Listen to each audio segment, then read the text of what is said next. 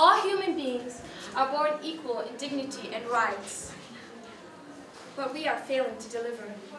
When the vast majority of women across the globe have experienced sexual violence on the streets of their own cities, with 89% in Brazil, 87% in Thailand, 79% in India reporting sexual harassment and abuse. Moreover, only 18 out of 173 countries have specific lawful legislation against sexual harassment. Over 700 million women alive today were married under the age of 18. Moreover, 250 million of those were married under the age of 15. Around 1 in 10 girls worldwide have experienced sexual violence at some point during their lives. All women deserve a life with the opportunity to be educated, to work, to be healthy, and participate in all aspects of social life.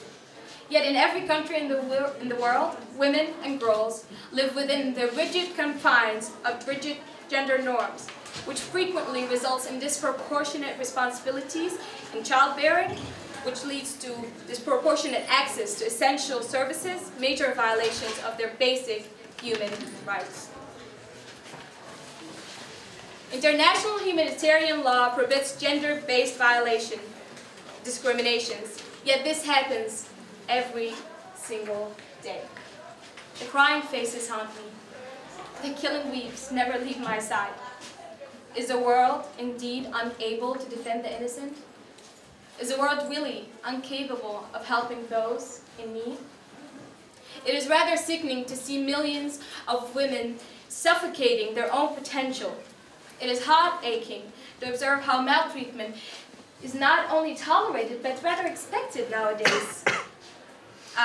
When I was 15, I started working on my first patent. I was doing a project to treat olive mill wastewater in developing countries.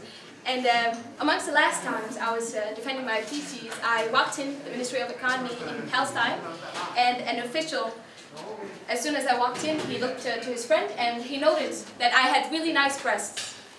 And that moment I felt so small. I felt so helpless. It was a very, very big day for me, and I felt like it was stolen away. I wanted to be appreciated for my brains, but instead my body got attention. Our faith in our equality is drowning on the doorsteps of the world's most progressive eras. Women are still considered as second-degree citizens in vast areas of this world. No one, absolutely no one, accepts such terms except out of utter desperation. Participation-wise, globally, women make up only 23% of parliamentarians. In 2016, there were 38 countries in which women make up less than 10% of parliamentarians in single or lower houses, including 4 countries with no women at all in both chambers. How can we make life-changing decisions when we are not part in the decision-making process?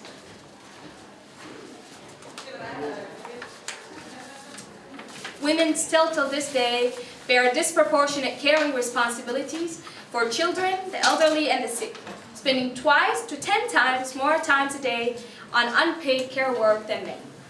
Worldwide, women are paid less than men, in most countries earning on average from 60 to 75% of men's wages.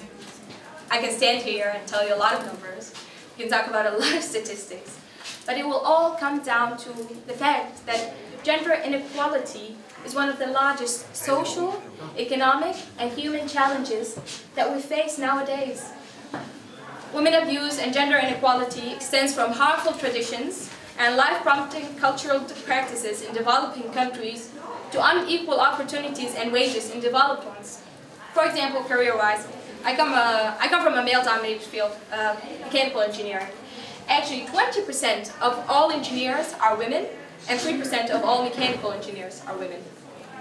This radical underrepresentation of women in the engineering field is highly correlated to women doubting their own abilities.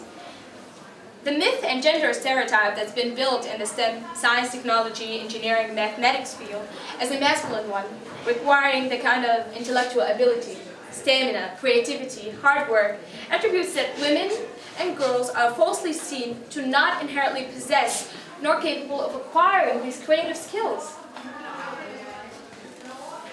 Then there are the usual issues of the women in STEM careers either being deterred by or dropping out due to care responsibilities.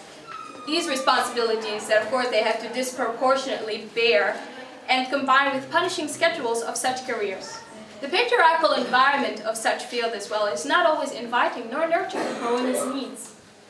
By tackling these issues, and of course a lot more, only then can we anticipate a real change in our lives.